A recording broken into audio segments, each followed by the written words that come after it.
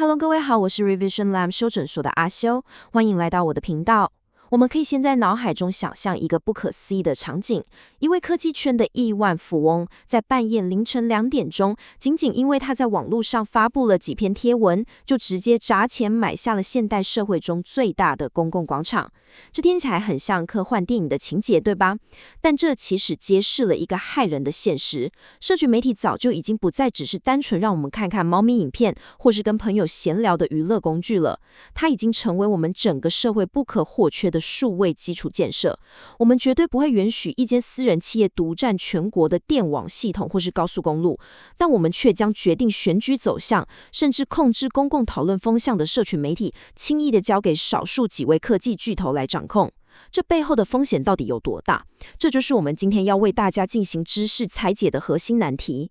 為了把這個複雜的問題講透徹，今天我們將會透過6個階段來拆解這個龐大的數位難題。我們會從數位公共廣場的本質開始談起，接着剖析注意力經濟是如何讓我們掉入陷阱的，然後我們會探討把平台收歸公共所有的幻象，以及國家機器可能帶來的威權監控威脅。最後我們會借由過去的歷史教訓，嘗試為大家找出一個去中心化的未來解方。內容非常扎實，我們馬上進入正題。重點來啦！我們直接切入第一部分：數位公共廣場以及基礎建設與權力壟斷的關係。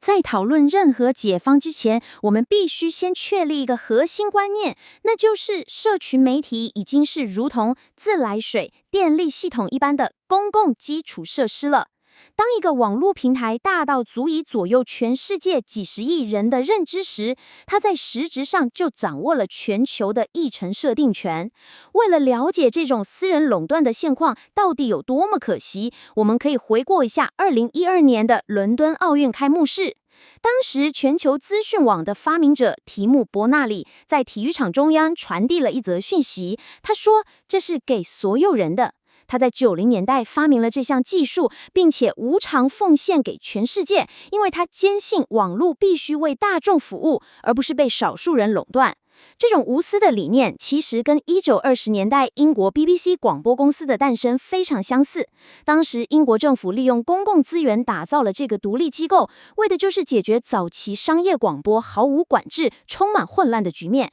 然而，提姆當年期盼的那個開放、自由的網絡世界，如今卻已經被少數幾家科技巨頭徹底圈地佔領了。接下來，我們進入第2部分：注意力經濟陷阱。我們來看看這種追求參與度的商業模式到底出了什麼問題。私人企業經營社群媒體為什麼會導致嚴重的社會問題？原因其實就藏在他們的商業模式裡。現在的平台本質上就是在追求病毒式的參與度以及企業利潤的最大化。系統背後的演算法會刻意獎勵極端內容，放大群眾的憤怒，因為內容越能激發你的情緒，你在平台上停留的時間就越長，他們能賺到的廣告收益自然就越高。這種轉變是有明確的歷史軌跡的。回顧2010年的時候，我們還處在時間軸排序的黃金時代，所有的貼文都是按照發布時間先後排列的，我們對自己接收的資訊擁有完全的控制權。但是到了2016年，各大平台正式進入了演算法時代，他們開始主動推播那些他們認為能牢牢黏住你的極端內容。這種做法的後果非常嚴重。根據 Meta 在2021年被揭露的內部研究數據顯示，他們的產品讓1/3原本就有容貌焦慮的青少年女孩心理狀況變得更加糟糕。最可怕的是，這些科技巨頭早就知道這件事情了，但為了維持高昂的利潤，這10年來他們的核心設計從來沒有真正改變過。接下來這點超級重要，我們進入第3部分。公共所有的幻象，我們是不是正在用舊的解方來處理全新的問題呢？聽到這裡，很多人可能會想，既然私人企業唯利是圖，那如果我們乾脆把社群媒體收歸國有，把它變成像圖書館一樣的公共資產，問題是不是就完美解決了？其實，把社群媒體交給國家運營，完全是用20世紀的舊解方來試圖解決21世紀的數位新問題。支持社群媒體公共化的人，他們的夢想是建立一個像 BBC 那樣能夠為民主把關、具備公信力的平台。但現實往往非常殘酷，一旦政府接管了這些平台，隨之而來的就是嚴重的政治捕獲。大家可以思考一下，把資料中心社會化，意味着將言論自由的控制權直接交給那些充滿黨派色彩的政治人物。你能想象由當權的政客來決定什麼是假新聞，什麼是真理嗎？在這種情況下，人民對政府的合理質疑很可能會輕易被貼上破壞國家安全的標籤，進而遭到全面的審查與封殺。我們如果從歷史經驗來看，國家官僚體系主導科技發展，通常會演變成一場災難。舉個真實的例子，法國曾經試圖傾注國家的力量，打造一套具有法國本土特色的國家級大型電擾系統。結果呢？主導這項計劃的官僚，為了維持所謂的國家獨特性，竟然拒絕與國外的頂尖技術人員對話，拒絕引進先進技術，甚至對合作的私人企業施加了極度僵化的財務限制。最終的結局是，法國不僅在這場科技競賽中徹底慘敗，還白白浪費了高達數十億的公共資金。這個歷史教訓清楚地證明了一件事：龐大且僵化的官僚體系根本不具備管理複雜數位系統所需要的敏捷性，更別說需要他們來處理每秒鐘都在變動的社群媒體內容審查了。接着，我們來看第4部分：威權體制的威脅。我們來聊聊私人企業有時候是如何成為抵抗國家暴政的重要防線的。其實，我們必須正視國家機器的潛在監控威脅。在某些極端的情況下，強大的私人科技公司反而能成為保護公民的關鍵屏障。例如知名的人工智慧公司 Anthropic， 他們就曾經為了保護民眾的隱私，強烈抵抗政府試圖將其技術用於國內的大規模監控。而在國際社會上，美國的私人平台也經常發揮着保護傘的作用。舉個有名的例子，2015年，中國有一部探討空氣污染的紀錄片，叫做《穹頂之下》。這部影片在創下高達 1.5 億次的觀看記錄後，立刻遭到了官方的全面封殺。但直到今天，民眾依然能夠透過翻牆軟體，在 YouTube 這個私人平台上觀看這部被禁的影片。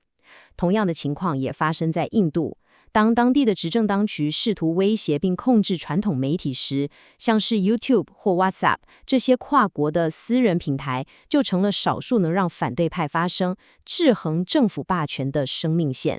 著名的政治哲學家朱蒂斯·斯克拉曾經提出過一個概念，叫做恐懼的自由主義。他認為，一個自由社會的首要目標必須是限制國家權力，因為我們深切恐懼權力過度膨脹所可能造成的邪惡。在這個世界上，最大的邪惡莫過於讓所有人被迫臣服於一個掌握中央集權、徹底國有化的演算法，讓所有人的思想都受制於獨裁者的絕對意志之下。我們退一步想，如果一個私人平台犯了錯，網絡上還有其他競爭對手或民間力量可以糾正它；但如果是一個單一的、不可挑戰的國家級平台犯了錯，那將會是一場毫無退路的毀滅性系統災難。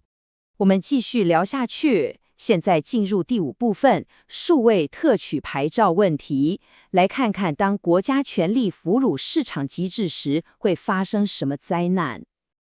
有人可能會提議，近年完全私有化會產生演算法毒害，完全國有化又會走向集權監控。那我們折中一下，由國家來嚴格控制發放社群媒體營運牌照，總可以了吧？這其實會引發另一場經濟災難。我們可以用1930年代紐約市的計程車牌照制度來做對比。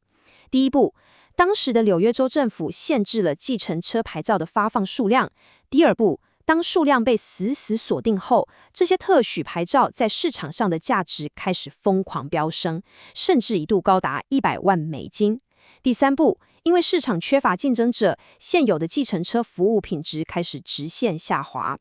第四步也是最糟糕的一步，這些牌照的所有者不再花心思去創新或改善服務，而是把大筆資金投入所謂的尋租行為與政治遊說，確保政府絕對不會發放新的牌照來搶生意。如果我們今天成立一個國家級的社群媒體監管機構，就是在網絡上創造一種數位特許牌照。到時候，內部的既得利益者與遊說團體將會徹底壟斷演算法，扼殺所有新創平台的生存空間。簡單整理一下剛剛的內容，私人壟斷喊獨，國家接管很可怕，那我們該怎麼辦？我們來到了第6部分，去中心化的未來，看看如何打破壟斷，改變平台架構。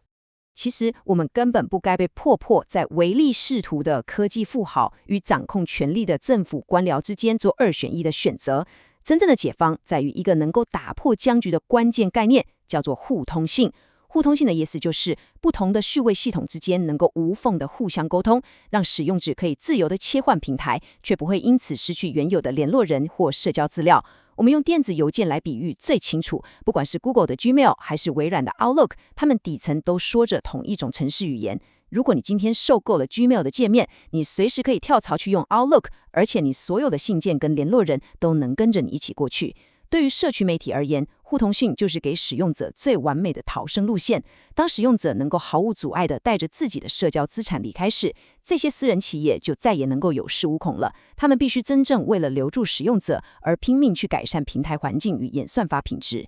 面對科技巨頭無孔不入的壟斷，我們真正該問的問題，從來都不是應不應該把這些壟斷企業收歸國有，而是我們該如何用技術與機制來打破這些壟斷。我們根本不需要一個由單一政府或單一富豪所控制的上帝演算法，我們真正需要的是強而有力的獨立護欄，讓每一個使用者都可以主動選擇自己是否要套用某種演算法，或者選擇哪一種演算法。我們需要的是一個權力高度分散、充滿競爭的健康生態系統。只有當權力從單一重心被徹底下放到每一個使用者的手上時，我們才能真正瓦解大企業的惡意操控，同時也能防堵國家權力借機過度擴張。